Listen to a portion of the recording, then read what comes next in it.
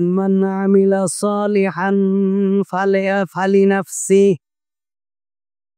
যে ব্যক্তি ভালো কাজ করে সে তার নিজের জন্য করে। যে ব্যক্তি ভালো কাজ করে নিজের জন্য করে, আল্লাহর জন্য না। বলে একটু আল্লাহর কাজ করে আসি। কি আল্লাহর কাজ করবো? আল্লাহর কি কাজের দরকার আছে? তুমি নামাজ না পড়লে কি আল্লাহ যায় আসে? তুমি রোজা না রাখলে আল্লাহর কাজ যায় আসে?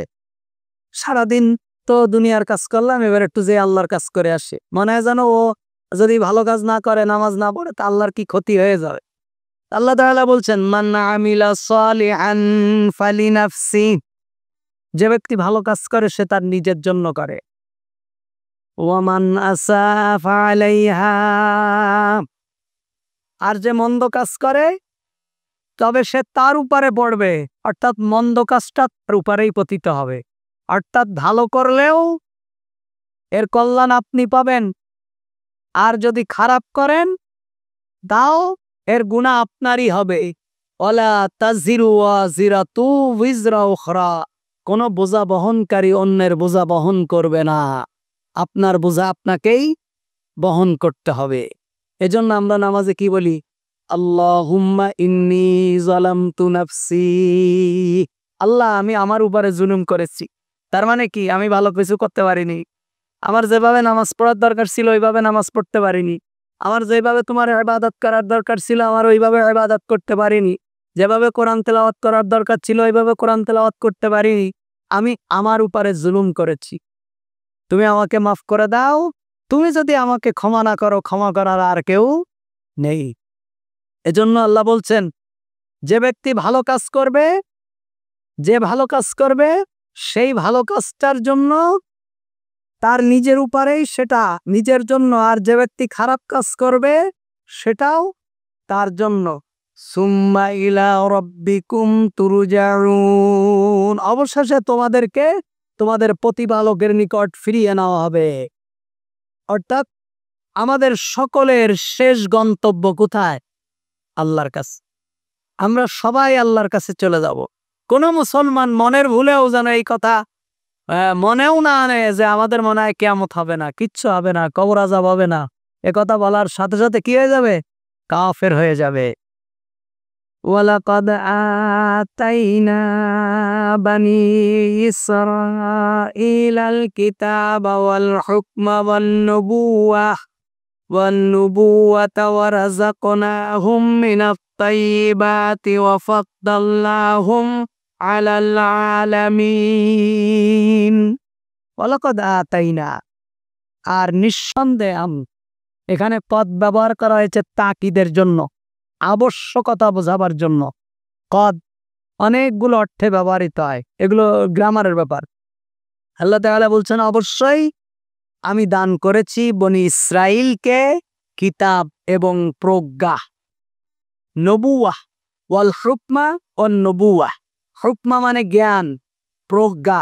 নবুয়াত মানে কিতাব, নবুয়াত। ওয়া রাযাকনাহুম মিনাত তাইয়্যিবাত।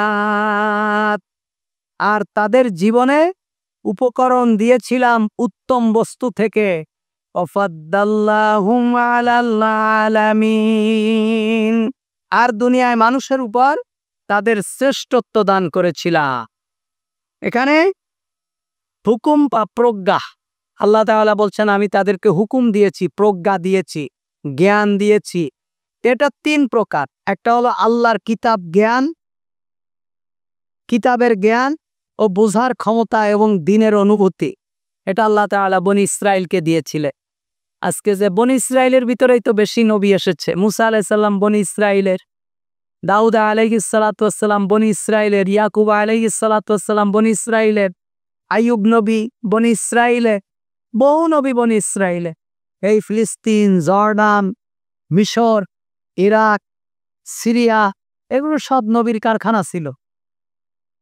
আল্লাহ তাআলা ওদেরকে কিতাব এবং জ্ঞান দিয়েছিলেন। আর আল্লাহর কিতাবের মর্ম অনুসারে দ্বীনি কাজের কৌশল জানা। প্রজ্ঞার আরেকটা হলো আল্লাহর কিতাবের মর্মবাণী অনুযায়ী কাজের কৌশল জানা। আরেকটা হলো বিভিন্ন পরিস্থিতিতে সিদ্ধান্ত গ্রহণের যোগ্যতা।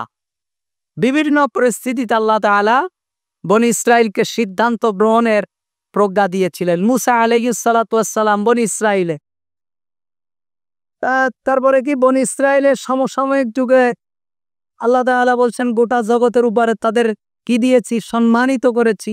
অর্থাৎ বনি ইসরাইলের সমসময়ে জাতিগোষ্ঠীর অস্তিত্ব, বহু ধরনের জাতিগোষ্ঠীর অস্তিত্ব ছিল।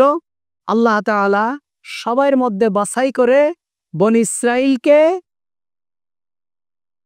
নবুয়াত দিয়েছেন, বনি ইসরাইলের ভিতর থেকে নবী দিয়েছেন তার বংশ থেকে, এবং তাদেরকে যে বংশের মধ্যে নবী আসে সে বংশ কি হয়, শ্রেষ্ঠত্ব অর্জন করে।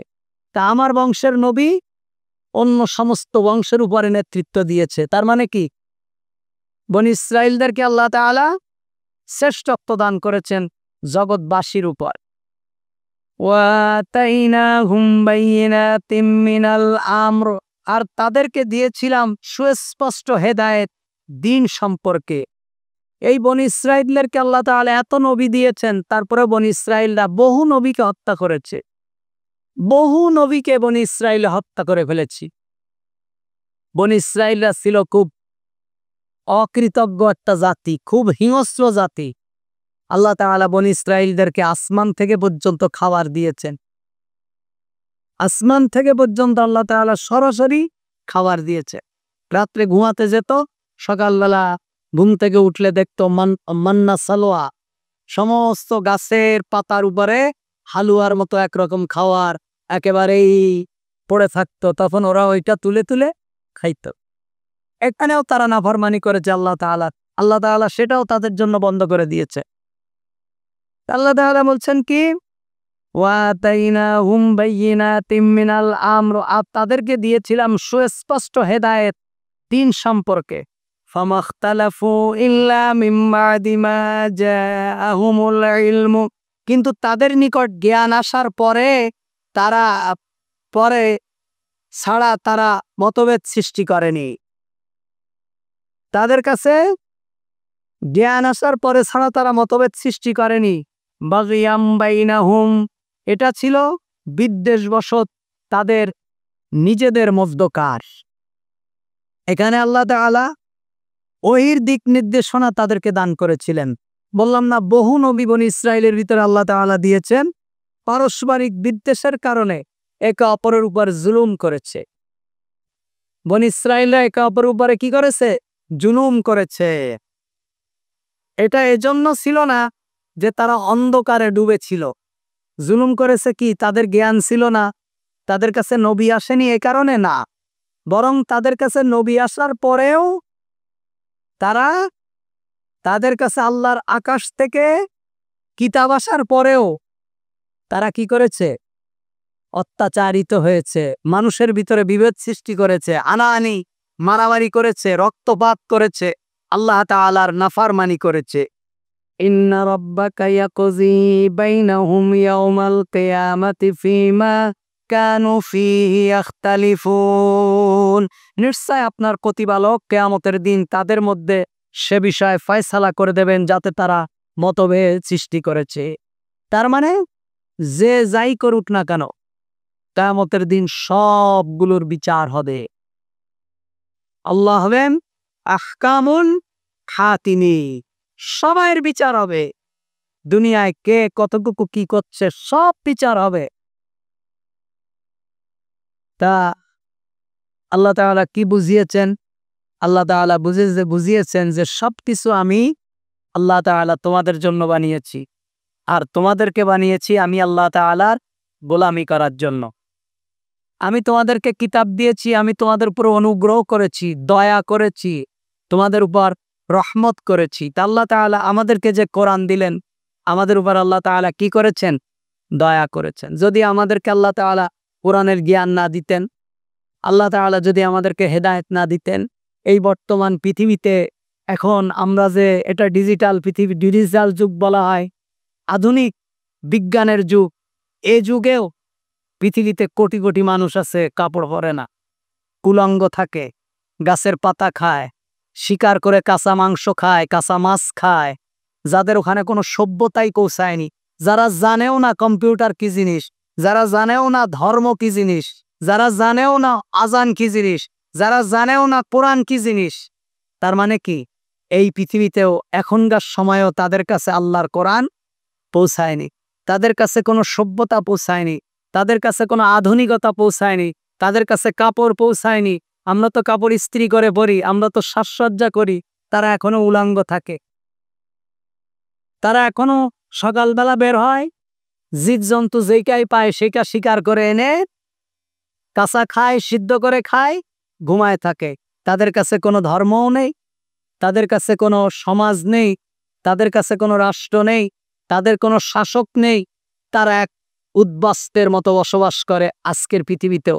আল্লাহ তাআলা আমাদেরকে কত বড় নেয়ামত দিয়েছেন, আল্লাহ তাআলা আমাদের উপর কত বড় অনুগ্রহ করেছেন, দয়া করেছেন যে আল্লাহ তাআলা আমাদেরকে মুসলমান বানিয়েছে, আমাদেরকে হেদায়েত দিয়েছে, আমাদেরকে সর্বশ্রেষ্ঠ নবীর উম্মত বানিয়েছেন, আমাদেরকে সর্বশ্রেষ্ঠ পিতা কোরআন কারীম দান করেছে। এটা আমাদের আল্লাহ তাআলার প্রতি শুকরিয়া। এজন্য প্রতি মুহূর্তে আল্লাহ তাআলার নেয়ামতের শুকরিয়া আদায় করা।